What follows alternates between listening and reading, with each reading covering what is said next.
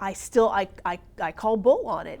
After 32 years in law enforcement, including 24 at Crime Stoppers, Trish Rout has a pretty good instinct about unsolved crimes. You cannot have a guy shot in a very public area and nobody sees anything. That just can't happen. The guy, Al Griffiths, on the job at TJ Maxx on Del Prado, Tuesday, November 18th, 2014. He took a smoke break, sat on the bench out front, and someone, out of nowhere, in a crowded parking lot, shot and killed him.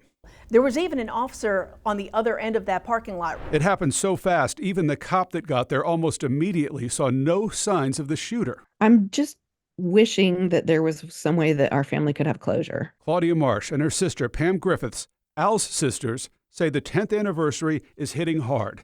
They remember him with a familiarity that only family would. He was quiet, maybe a little bit shy, but once you got to know him, very caring, a wonderful cook. He was the boots on the ground, taking care of our elderly parents. The sisters say their grief won't relent, made worse by what they and he missed. I mean, there's so much. Of course, like I said, my 3 kids. I have a husband now that he would adore. They would have been talking gardening and cooking nonstop. But the grief grows on anniversaries and birthdays. Pam saved her birthday message from her brother the last year he was alive.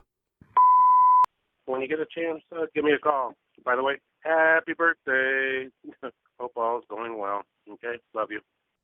So I think one of the hardest things is watching, besides my grief, my sister's grief, the waves, it comes and goes, I think, is watching my mother go in and out of such intense loss, grief, where she can barely speak and cries right before we picked her up for her 90th. And they're mystified as to why someone would hurt their brother. So are the police. They didn't find a single thing wrong with that guy.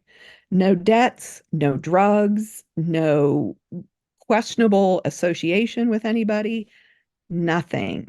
So now a new billboard towering over a busy Cape Coral intersection asks for your help. There are people out there that absolutely know what happened and they need to come forward. The family asks for something more. They ask for some sense of peace. I have no expectation of justice. There can be none. We want to know who and why.